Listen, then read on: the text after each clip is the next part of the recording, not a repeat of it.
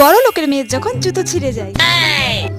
কি হলো বেটা, তুমি দাঁড়িয়ে দাঁড়িয়ে দেখো না মম, জুতো ছিঁড়ে গেল। ডোন্ট ওয়ারি বেটা, আমি তোমাকে এখনই গিয়ে শহরের সব থেকে বড় শপিং মলে গিয়ে এরকম 100 জোড়া জুতো কিনে দিচ্ছি। Oh my god mom, you are best mom, love you mom. চলো। আমাদের যখন জুতো ছিঁড়ে যায়, কি রে আয় তাড়াতাড়ি, তুই ব্যাং কবে থেকে যে এই একই জুতো পরে হাঁটছি, কবে যে জুতোটা ছিঁড়বে আর আমাকে একটা নতুন জুতো কিনে দেবে। এ বাবা, জুতোটা ছিঁড়ে গেল, তার মানে তো মামাকে নতুন জুতো কিনে দেবে, কি মজা। কি হলো, দাঁড়িয়ে পড়লি কেন? দেখো না, জুতোটা ছিঁড়ে গেল তো। এখন জুতো ছিঁড়ে ফেললি? মা, এবার তো নতুন জুতো কিনে দেবে।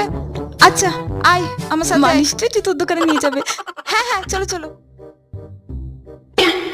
দে জুতোটা দে।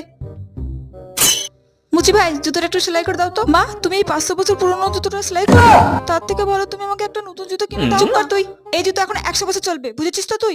মুচি ভাই, জুতোটা এমন করে সেলাই করে দাও যাতে পুরো নতুনের মতো লাগে, বুঝলে তো?